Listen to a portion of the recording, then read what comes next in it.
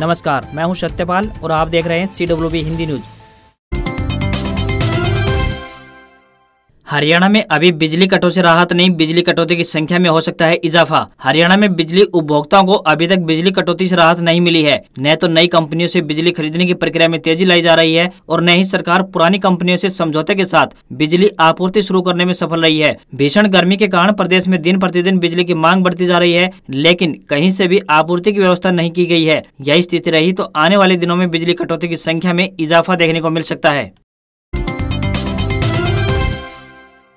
हरियाणा सरकार ने सूखा चारा प्रदेश से बाहर भेजने पर लगाया प्रतिबंध, विपक्ष हुआ हमलावर। हरियाणा में इन दिनों तूड़ी पर रार छिड़ गई है। प्रदेश सरकार ने हरियाणा से बाहर तूड़ी भेजने या फिर बेचने पर प्रतिबंध लगा दिया है। सरकार का मानना है कि तूड़ी बाहर भेजने से प्रदेश में पशुओं के लिए सूखे चारे की कमी हो सकती है। वहीं सरकार ने सूखे भूसे, तूड़ी, गेहूं, ग्वार, सरसों, पैडी आदि को भट्टों में जलाने, गत्ता बनाने पर भी प्रतिबंध लगा दिया है। आदेशों के अनुसार गेहूं की कम पैदावार और चारे की बढ़ती कीमतों को देखते हुए अब पशु चारा राज्य से बाहर नहीं बेचा जा सकेगा। आदेशों की अवहेलना करने वालों के खिलाफ दंड प्रक्रिया की संहिता 1973 की धारा 144 के तहत कार्रवाई की जाएगी। कई जिलों में धारा 144 के तहत रोक के आदेश जारी कर दिए गए हैं। वहीं तूड़ी बाहर भेजने से गौशालाओं के सामने भी सूखे चारे का संकट खड़ा हो गया है। उधर इस मुद्दे को लेकर विपक्ष हमलावर हो गया है। पूर्व मुख्यमंत्री और नेता प्रतिपक्ष भूपेंद्र सिंह हुड्डा ने किसानों द्वारा अन्य राज्यों में तूड़ी बेचने पर प्रतिबंध लगाने के फैसले का विरोध किया है। हुड्डा का कहना है कि गेहूं सीजन में किसान पहले ही बड़ा घाटा झेल चुके हैं। ऐसे में कुछ किसान तूड़ी बेचकर जैसे तैसे अपने नुकसान की भरपाई कर रहे हैं, लेकिन सरकार किसानों से यह हक भी छीन रही है। 27 अप्रैल को पानीपत ITI में आयोजित होगा जॉब फेयर। GT रोड पर स्थित राजकीय औद्योगिक प्रशिक्षण संस्थान यानी ITI में 27 अप्रैल को अप्रेंटिस एवं जॉब फेयर लगने जा रहा है। जॉब फेयर में पानीपत की sports trends company, read and pick impact private limited, DS ETS consultancy, sun house keeping security, phase 3 limited, Vardhman creation, Kapoor industries, Yashoda motors, parks industries व बहादुरगढ़ से LASR, मेडिकेयर एंड मेनेटा ऑटो इंडिया भाग लेंगे। मेगा जॉब फेयर में जो कंपनियां आएंगी उनको हर ट्रेड से पास आउट विद्यार्थियों की आवश्यकता है। 12वीं BA व MA पास भी इंटरव्यू के लिए आ सकते हैं। इस मेगा जॉब फेयर में विद्यार्थी नवीनतम बायोडाटा, 2 पासपोर्ट साइज फोटो, 10वीं 12वीं ITI BA MA के मूल प्रमाण पत्र, आधार कार्ड, परिवार पहचान पत्र के साथ ITI पास मूल प्रमाण पत्र भी साथ लाएं। सभी विद्यार्थी साथ में इन सभी के 2-2 फोटोकॉपी भी अवश्य लेकर पहुंचे। बच्चों को चपेट में ले रहा है कोरोना, ये लक्षण दिखाई देने पर तुरंत डॉक्टर से करें संपर्क। कोरोना वायरस का खतरा अभी पूरी तरह से टला नहीं है। अब भारत में भी इसको लेकर चिंताएं बढ़ने लगी हैं। अब की बार कोरोना के नए वेरिएंट XE की चपेट में बच्चे ही तेजी से आ रहे हैं। वहीं इस पर एक्सपर्ट्स का कहना है कि यदि समय से इलाज करवाया जाए तो वह जल्दी से ठीक हो जाएंगे। बच्चों को इस नए वेरिएंट से बचा कर रखना बेहद जरूरी है। बच्चों में बुखार, नाक बहना, गले में दर्द, शरीर में दर्द, सूखी खांसी, उल्टी आना, लूज मोशन आदि इसके लक्षण बताए गए हैं। वहीं कोरोना के नए वेरिएंट की वजह से बच्चों के शरीर में सूजन भी आ सकती है, इसलिए माता पिता को बच्चों का बेहद खास ध्यान रखना जरूरी हो गया है। यदि आपके बच्चे भी इनमें से कोई भी लक्षण दिखाई दे तो आप तुरंत डॉक्टर से संपर्क करें। वहीं माता पिता बच्चों के खान पान पर विशेष ध्यान रखें, जिससे शरीर की इम्यूनिटी बढ़ाई जा सके। केंद्रीय माध्यमिक शिक्षा बोर्ड यानी CBSE द्वारा 10वीं और 12वीं की कक्षा की बोर्ड परीक्षाएं 26 अप्रैल से शुरू होने जा रही हैं। बोर्ड की ओर से सभी परीक्षा सेंटरों को तैयारी रखने के आदेश दिए गए हैं। साथ ही यह भी बताया गया है कि इस बार बच्चों का सब्जेक्टिव टाइप पेपर होगा और ऑफलाइन माध्यम से परीक्षा आयोजित की जाएगी। बच्चों को परीक्षा देते आते समय अपना एडमिट कार्ड, आई कार्ड व आधार कार्ड साथ लेकर आना होगा। डिजिटल घड़ी जैसे उपकरणों को परीक्षा सेंटर के अंदर ले जाने की अनुमति नहीं होगी। पशुपालकों और छोटे किसानों के कल्याण के लिए हरियाणा सरकार अनेक योजनाएं समय समय पर चलाती रही है। इसी दिशा में पशुपालकों को पशुधन किसान क्रेडिट कार्ड के तहत भैंस, गाय, बकरी, भेड़, मुर्गी के रखरखाव के लिए 3 लाख रुपए तक का लोन दिया जा रहा है। छोटे पशुपालकों और किसानों की आर्थिक स्थिति में सुधार करने के लिए खट्टर सरकार ने यह योजना चलाई है। जींद जिला के उपायुक्त डॉक्टर मनोज कुमार यादव ने बताया कि कोई भी पशुपालक 1,60,000 रुपए तक की राशि की लिमिट तक अपना पशुधन किसान क्रेडिट कार्ड बिना कोई जमीन गिरवी रखे या फिर बिना किसी की गारंटी न देते हुए कोलेटरल सुरक्षा बनवा सकता है। अगर कोई पशुपालक इस लिमिट से अधिक का लोन लेना चाहता है तो उसे अपनी जमीन या फिर जमानत देना अनिवार्य होगा। उन्होंने बताया कि कार्ड धारक को सालाना 7% की साधारण ब्याज दर पर बैंक द्वारा लोन दिया जाएगा। अगर कार्ड धारक समय पर लोन की अदायगी करता है तो उसे केंद्र सरकार की ओर से ब्याज दर पर 3% की छूट भी दी जाएगी और उसे यह लोन केवल 4% ब्याज के हिसाब से ही चुकता करना होगा। मौसम की खबर। देश में फिर सक्रिय हो रहा है पश्चिमी विक्षोभ। हरियाणा सहित इन राज्यों में आंधी व बारिश की संभावना जताई जा रही है। संपूर्ण मैदानी राज्यों में वर्तमान में मौसम शुष्क और साफ बना हुआ है। आने वाले 24 घंटे में मौसम में हल्के बदलाव की संभावना बन रही है। उत्तर पर्वतीय क्षेत्रों में सोमवार अल सुबह यानी आज सुबह से ही एक कमजोर पश्चिमी विक्षोभ प्रवेश करने वाला है, जिसकी वजह से एक प्रेरित परिसंचरण क्षेत्र उत्तर पश्चिमी राजस्थान व साथ लगते पंजाब पर विकसित होगा। इसके कारण पंजाब, हरियाणा, उत्तरी राजस्थान, दिल्ली और पश्चिमी उत्तर प्रदेश के इलाकों में 25 अप्रैल को आंधी के साथ कहीं कहीं हल्की बारिश होने की संभावना जताई जा रही है। इस पश्चिमी विक्षोभ की वजह से उत्तरी पर्वतीय क्षेत्रों में हल्की बर्फबारी और बारिश और मैदानी राज्यों खासकर पंजाब, राजस्थान, हरियाणा व एनसीआर, दिल्ली में इस मौसम प्रणाली का केवल आंशिक प्रभाव ही देखने को मिलेगा। 25 अप्रैल को हरियाणा के उत्तरी जिलों पंचकुला, कालका, यमुनानगर व अंबाला आदि में सीमित स्थानों पर हल्की बूंदाबांदी के साथ साथ 30 से 40 किलोमीटर प्रति घंटे की रफ्तार से हवाएं चलने और अंधड़ चलने। दक्षिणी जिलों में सिरसा, फतेहाबाद, हिसार, भिवानी, महेंद्रगढ़, चरखी दादरी व रेवाड़ी में भी इस मौसमी प्रणाली का आंशिक यानी कुछ ही प्रभाव देखने को मिलेगा। प्रभावित इलाकों में आंशिक बादलवाई के साथ साथ दोपहर बाद तीव्र गति से हवाएं चलने के साथ साथ केवल 1-2 स्थानों पर हल्की बिखराव वाली बूंदाबांदी या हल्की फुल्की या यूं कहीं कि छींटा-कसी की संभावना बन रही है। इस मौसमी प्रणाली का प्रभाव 26 अप्रैल की सुबह तक हट जाएगा। सरकार तैयार कर रही है हेल्थ बीमा का ड्राफ्ट। 250 रुपए से लेकर 300 रुपए सालाना प्रीमियम पर होगा 5 लाख रुपए तक का इलाज। कोरोना की चौथी लहर के खतरे के बीच भारत के लोगों के लिए एक राहत भरी खबर है। केंद्र सरकार देश के सभी नागरिकों को स्वास्थ्य बीमा देने की तैयारी कर चुकी है। दुनिया की इस सबसे बड़ी स्वास्थ्य बीमा योजना का मसौदा तैयार कर लिया गया है। इसके अनुसार 8.5 करोड़ नए परिवार, 40 करोड़ लोग आयुष्मान भारत योजना में शामिल किए जाएंगे। ये लोग अभी तक किसी भी स्वास्थ्य बीमा योजना में शामिल नहीं है। देश में अब तक कुल 69 करोड़ लोग पहले ही आयुष्मान भारत योजना में शामिल है। इस तरह भारत 135 करोड़ लोगों को स्वास्थ्य बीमा देने वाला दुनिया का इकलौता देश बन जाएगा। अहम बात यह है कि आयुष्मान भारत योजना का लाभ उठाने के लिए अब आय सीमा की शर्त नहीं रहेगी। योजना का लाभ उठाने के लिए हर व्यक्ति को 250 रुपए से 300 रुपए तक का सालाना प्रीमियम देना होगा। सरकार का मानना है कि एक परिवार में औसतन 5 सदस्य हैं। इस हिसाब से एक परिवार का सालाना प्रीमियम 1200 से 1500 रुपए तक होगा। इसमें हर व्यक्ति को 5 लाख रुपए तक का मुफ्त इलाज दिया जाएगा। 400वें प्रकाशोत्सव पर पानीपत में कार्यक्रम। सीएम ने की 4 बड़ी घोषणाएं। देश में लगेगी गुरु तेग बहादुर के शस्त्रों की प्रदर्शनी। पानीपत में हरियाणा सरकार द्वारा हिंद की चादर श्री गुरु तेग बहादुर जी का 400वां प्रकाश पर्व मनाया जा रहा है। यहाँ सीएम मनोहर लाल खट्टर ने गुरु साहिब के त्याग व बलिदान को याद करते हुए 4 बड़ी घोषणाएं की है। नंबर 1 की बात करें तो सीएम खट्टर ने पानीपत की ऐतिहासिक धरती पर आयोजित हुए समागम स्थल का नाम ही गुरु तेग बहादुर के नाम पर रखने की घोषणा कर दी है। वहीं नंबर 2 की बात करें तो उन्होंने कहा है कि जिस रास्ते से गुरु ग्रंथ साहिब की पालकी आई, उस रास्ते का नामकरण भी गुरु तेग बहादुर मार्ग रखे जाने का ऐलान कर दिया है। नंबर 3 की बात करें तो यमुनानगर में बनने जा रहे सरकारी मेडिकल कॉलेज का नाम भी श्री गुरु तेग बहादुर के नाम पर रखा जाएगा। और नंबर 4 की बात करें तो गुरु तेग बहादुर ने लड़ते वक्त जिन शस्त्रों का प्रयोग किया, उनकी प्रदर्शनी देश भर में लगाई जाएगी। इन शस्त्रों को लेकर जाने वाले वाहन हरियाणा सरकार अपनी ओर से भेंट करेगी। बता दें कि कार्यक्रम में हरियाणा के सीएम मनोहर लाल खट्टर, उप मुख्यमंत्री दुष्यंत चौटाला, करनाल लोकसभा सांसद संजय भाटिया, पूर्व सीएम भूपेंद्र सिंह हुड्डा, खेल मंत्री संदीप सिंह, बिजली मंत्री रणजीत सिंह चौटाला, नीलाखेड़ी के विधायक धर्मपाल,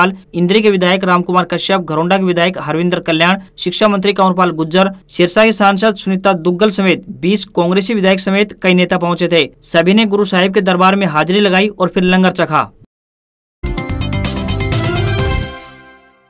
गुरु तेग बहादुर का 400वां प्रकाश पर्व विचारधाराओं को दरकिनार कर सभी पार्टियों के नेताओं ने शिरकत की। गुरु तेग बहादुर जी के 400वें प्रकाशोत्सव के कार्यक्रम स्थल पर आयोजित प्रदर्शनी में रविवार को देश भर से आए लाखों लोगों ने श्री गुरु नानक देव जी से लेकर बाबा बंदा बहादुर तक के इतिहास को देखा। इस प्रदर्शनी में सिख गुरुओं के त्याग व बलिदान से जुड़ी गाथा को 100 से अधिक डिस्प्ले पैनल के माध्यम से प्रदर्शित किया गया। शहर पानीपत के सेक्टर 13 व 17 में आयोजित इस प्रकाशोत्सव कार्यक्रम स्थल पर लगी प्रदर्शनी में सन 1621 से लेकर 1675 तक श्री गुरु नानक देव जी की पूरी प्रकाश यात्रा को सूचना जनसंपर्क एवं भाषा विभाग की ओर से लगाई गई इस प्रदर्शनी में दर्शाया गया। देश दुनिया से आने वाले श्रद्धालुओं का दिन भर इस प्रदर्शनी को देखने के लिए तांता लगा रहा। आलम यह था कि 82 बाई 240 फुट के इस विशाल एग्जीबिशन हॉल में कई बार अधिक भीड़ आने के कारण श्रद्धालुओं को बाहर इंतजार करना पड़ा। यह वातानुकूलित हाल भीड़ के आगे छोटा पड़ गया। दुनिया के सर्व समाज के लोग इस प्रदर्शनी को देखने के लिए पहुंचे थे। विचारधाराओं को दरकिनार कर देश की सभी पार्टियों के नेताओं ने इस कार्यक्रम में शिरकत की। इसमें पंजाबी, हिंदी तथा अंग्रेजी तीनों तीनों भाषाओं में पेने लगाए गए थे ताकि देश दुनिया के सभी नागरिक गुरु जी की प्रकाश यात्रा से रूबरू हो सकें। पूर्व मुख्यमंत्री भूपेंद्र सिंह हुड्डा ने कहा कि आज पूरे प्रदेश में गुरु तेग बहादुर का बलिदान दिवस मनाया जा रहा है। वे पानीपत जाते समय सुखदेव ढाबे पर पत्रकारों से बातचीत कर रहे थे। उनके साथ कांग्रेस के दर्जन भर विधायक साथ में थे। गुरु तेग बहादुर का बलिदान व पूरे गुरुओं के बलिदान के आगे उनके बलिदान की कोई तुलना नहीं है। अब पूरे देश को गुरु तेग बहादुर का बलिदान दिवस मनाना चाहिए। वह किसी एक के गुरु नहीं बल्कि पूरी मानवता के गुरु थे। पूर्व मुख्यमंत्री भूपेंद्र सिंह हुड्डा ने कहा कि गुरु तेग बहादुर जी किसी एक के लिए नहीं लड़े। जातीय धर्म में जो क्रूतियां रूढ़िवादी थे, गुरु तेग बहादुर उनमें व समाज में बदलाव लेकर आए।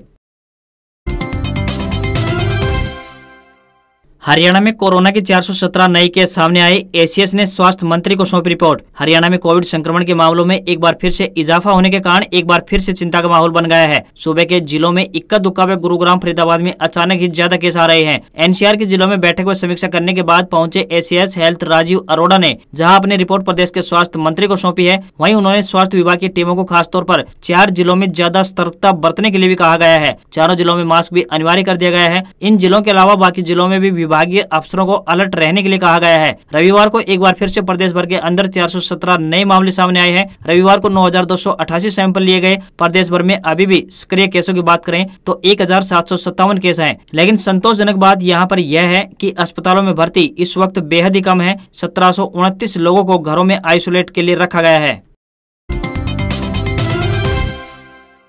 Haryana roadways driver training waiting के चलते अब एक की बजाय 2 सत्रों में चालक लेंगे प्रशिक्षण। अभी आवेदन 1700 पेंडिंग। महेंद्रगढ़ चालक प्रशिक्षण स्कूल में 25 अप्रैल से चालक प्रशिक्षण का नया बैच शुरू होगा। पहले एक स्तर में केवल 140 अभ्यर्थियों को शामिल किया जाता है, लेकिन अब 25 अप्रैल से 2 सत्रों में 280 अभ्यर्थी शामिल होंगे। अभी 1700 अभ्यर्थी वेटिंग सूची में है। ऐसे में सूची के अंतिम आवेदन को करीब 6 महीने तक प्रशिक्षण के लिए इंतजार करना पड़ेगा। बस स्टैंड पर चल रहे चालक ट्रेनिंग स्कूल में एक बैच में 140 सीटें होती है। गर्मी के मौसम में 2 बैचों में ट्रेनिंग चलती है। इस हिसाब से 280 बच्चों का चयन ट्रेनिंग के लिए किया जाता है। बता दें कि अप्रैल से सितंबर तक चयनित आवेदनों को सुबह व शाम के सत्र में ट्रेनिंग दी जाती है, जबकि अक्टूबर से मार्च महीने तक एक ही सत्र में ट्रेनिंग दी जाती है। रोडवेज विभाग द्वारा ट्रेनिंग स्कूल को 7 बसें उपलब्ध करवाई गई है। एक बस में 20 बच्चों को ट्रेनिंग दी जाती है। इस हिसाब से एक बैच में गर्मी के समय 280 व सर्दी के मौसम में 140 बच्चों को बस चलाने की ट्रेनिंग दी जाती है। बता दें कि चालक प्रशिक्षण लेने वाले अभ्यर्थी अगर गलती से एक दिन भी गैरहाजिर हो जाता है तो उसको 1770 रुपए का जुर्माना लगता है।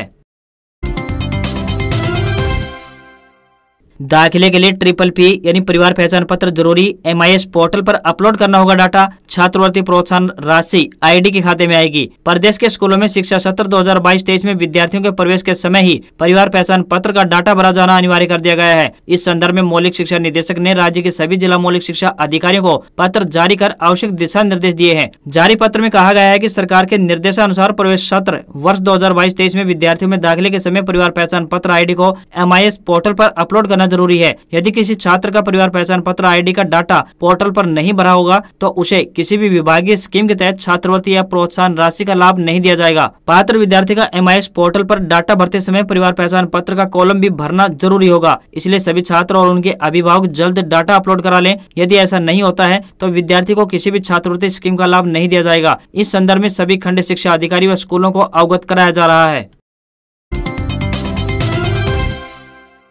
महंगा दूध, घी और मक्खन खरीदने के लिए तैयार रहें। गाय भैंस पालना अब हाथी पालने जैसा। एक गाय मतलब लग्जरी फ्लैट के बराबर खर्चा। राजस्थान सरकार का एक आदेश चर्चा में है। आदेश है कि शहरी क्षेत्र में लोग अब एक ही गाय या भैंस पाल सकेंगे। एक गाय भैंस पालने के लिए भी 20 से 25 सख्त नियम और शर्तें लागू होंगी। नियम इतने सख्त हैं कि लोगों के लिए गाय भैंस पालना लगभग नामुमकिन हो जाएगा। परेशानी सिर्फ पशुपालकों की ही नहीं है, अधिकारी भी उलझन में है। ये नियम लागू कैसे कराएंगे? अगर नियम लागू हो जाए तो गाय भैंस पालना हाथी पालने जितना ही मुश्किल हो जाएगा। स्वायत्त शासन विभाग यानी UDS ने आदेश निकाला है कि राजस्थान के 213 शहरों में लोग केवल एक ही गाय या भैंस पाल सकेंगे। उसमें भी कई नियम, जैसे कि 1000 रुपए देकर लाइसेंस लेना होगा, गाय का नामकरण यानी टैग लगाना होगा, 7 दिन के भीतर गोबर ठिकाने लगाना होगा और ऐसे ही कई और भी कायदे नियम है। नियम नहीं माने तो 10,000 रुपए तक जुर्माना भी है। जम्मू में मोदी का ऐतिहासिक दौरा, पीएम ने 20,000 करोड़ की सौगात दी, कहा लोकतंत्र जम्मू एंड कश्मीर की जड़ों तक पहुंचा, ये देश के लिए मिसाल। राष्ट्रीय पंचायती राज दिवस पर प्रधानमंत्री नरेंद्र मोदी रविवार को जम्मू कश्मीर पहुंचे। सांबा में पीएम मोदी ने मंच पर पहुंचकर हाथ जोड़कर और सिर झुकाकर लोगों का अभिवादन किया। यहाँ पीएम ने 20,000 करोड़ रुपए से अधिक के विकास कार्यों का शिलान्यास और उद्घाटन किया। पीएम ने कहा कि इन प्रयासों से बहुत बड़ी संख्या में जम्मू कश्मीर के नौजवानों को रोजगार मिलेगा। मोदी सरकार में लोकतंत्र जम्मू कश्मीर की जड़ों तक पहुंचा है। इस दौरान उन्होंने सांबा ग्राम सभा की जमकर तारीफ भी की। उन्होंने कहा, मैं लाल किले से सबका प्रयास बोलता हूं। पल्ली के नागरिकों ने एक करके दिखाया है, ये देश के लिए मिसाल है। आजादी का अमृत काल यानी आने वाले 25 साल में जम्मू कश्मीर विकास की नई गाथा लिखेगा। मोदी ने जनसभा को संबोधित करते हुए कहा, नहीं केवल मेरे लिए नई जगह है और न ही मैं आपके लिए नया हूँ। मेरे लिए खुशी की बात है कि आज यहाँ कनेक्टिविटी और बिजली से जुड़े 20,000 करोड़ रुपए के प्रोजेक्ट का लोकार्पण हुआ है। पीएम मोदी ने कहा कि जब मैं एक भारत श्रेष्ठ भारत की बात करता हूँ, तब हमारा फोकस कनेक्टिविटी पर होता है, दूरियां मिटाने पर भी होता है। दूरियां चाहे दिलों की हो, भाषा व्यवहार की हो या फिर संसाधनों की, इनको दूर करना आज हमारी प्राथमिकता है। पीएम मोदी ने कहा कि मैं आपको विश्वास दिलाता हूं